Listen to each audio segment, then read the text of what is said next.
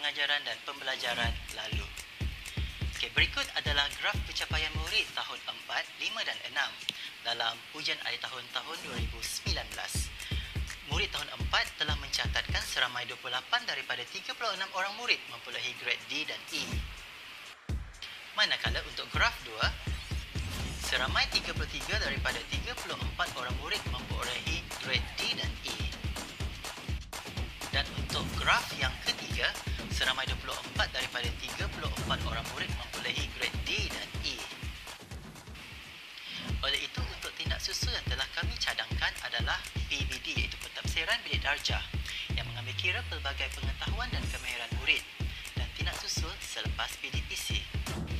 Elemen PAK21 iaitu kolaboratif, murid dalam kumpulan yang besar saling mencari persefahaman, penyelesaian atau mencipta sesuatu hasil pembelajaran daripada tajuk yang dipelajari. Kooperatif, murid diberi dalam kumpulan kecil dan berinteraksi untuk mencapai satu matlamat khusus.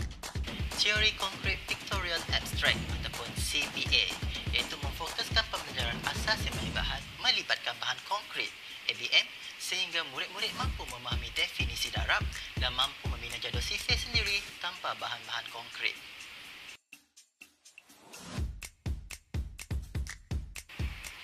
Isu keprihatinan dan fokus kajian. Terdapat 3 isu atau masalah yang ditangani oleh SKID. Isu yang pertama, hasil tinjauan mendapati seramai 29 orang guru di daerah Samarahan menyatakan operasi bahagi merupakan operasi yang sukar diajar kerana ramai murid tidak menguasai sifir. Isu yang kedua, hasil temubual guru matematik di sebuah sekolah, guru didapati mengabaikan suasana PDPC yang melibatkan kreativiti dan kemahiran pemikiran kritis kerana guru lebih gemar teknik pengajaran yang bersifat tradisional kerana ia mudah dan cepat. Manakala isu yang ketiga, guru matematik di sekolah A bersetuju bahawa ramai murid tidak mampu mengingati sifir kerana murid mudah bosan dan tidak menguasai teknik hafalan. Objektif kajian. Objektif AM, membantu murid-murid tahun 2 menguasai operasi darab. Objektif khusus. Yang pertama, mengkaji keberkesanan SKID terhadap pencapaian murid-murid tahun 2 dalam operasi darab. Objektif khusus yang kedua, mengenal pasti persepsi murid-murid tahun 2 setelah didedahkan dengan SKID dalam operasi darab.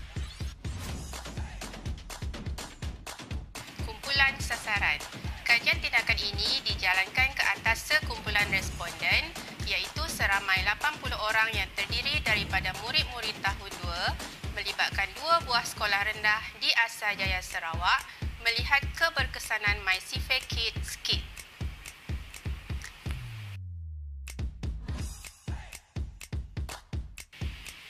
Pelaksanaan kajian.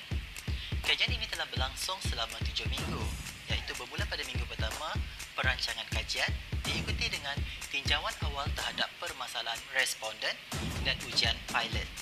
Pada minggu ketiga kami mengadakan ujian pra untuk mengenal pasti masalah murid, kemudian modifikasi modul dan penyediaan bahan-bahan PDPC.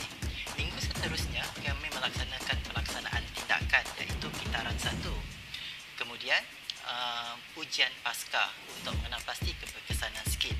Akhir sekali selepas kami mengenal pasti masalah daripada refleksi, kami melaksanakan pelaksanaan tindakan untuk kitaran 2, minggu ke-6 soal selidik dan seterusnya pada minggu ke-7 pengumpulan dan analisis data.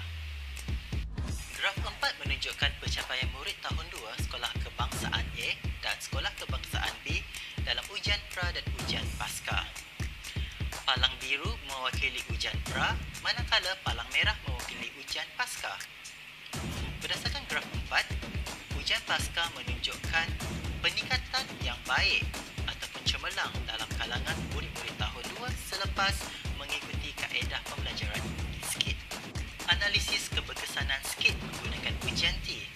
Objektif 1, mengkaji keberkesanan SKID terhadap pencapaian murid-murid tahun 2 dalam operasi darab. Dapatan dalam jadual 2 menunjukkan terdapat perbezaan yang signifikan antara ujian pasca mengatasi skor ujian pra T79 sama dengan 8.5 sifar, P lebih besar daripada sifar perpuluhan sifar 5. Ini menunjukkan peningkatan yang signifikan skor ujian pasca berbanding skor ujian pra selepas kaedah skit digunakan untuk menguasai sifir. Objektif 2. Mengenal pasti persepsi murid-murid tahun 2 setelah didedahkan dengan skit dalam operasi darab. Jadual 3 menunjukkan persepsi murid-murid selepas menggunakan kaedah skit. Sebanyak 9 item telah dijawab oleh 80 orang responden terhadap kaedah skit. Item yang ke-9 iaitu saya memahami isi pembelajaran hari ini menunjukkan nilai sisihan piawai iaitu sifar-sifar menunjukkan seramai 80 orang responden bersetuju dengan item tersebut. Skor item-item yang lain juga menunjukkan skor yang baik dan seramai 80 orang responden bersetuju dengan item-item yang lain. Refleksi yang telah kami perolehi daripada pengujian skit dalam kelas tahun 2 menunjukkan murid-murid seronok dan teruja dengan kaedah skit kerana mereka berjaya membina sifir dengan bimbingan yang minimum daripada cikgu. Yang kedua, skit sangat membantu murid-murid yang lemah dan sederhana semasa membina sifir 2 sehingga sifir 9. Yang ketiga, skit dapat membantu murid-murid pandai mengingat sifir selepas faham konsep darab. Dan yang keempat, bagi mengelakkan kecuaian, kami dapat mengenal pasti bahawa murid perlu membaca nombor sambil menulis nombor.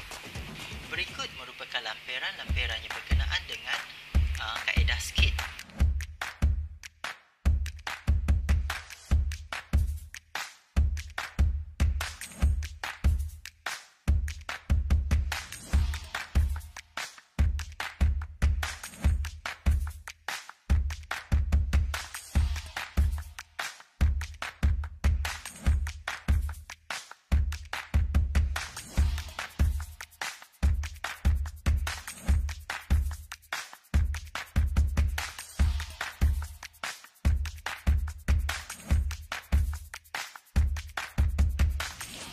Saya Dini Rachel anak Sahek Dan saya Rahmat binti Jen.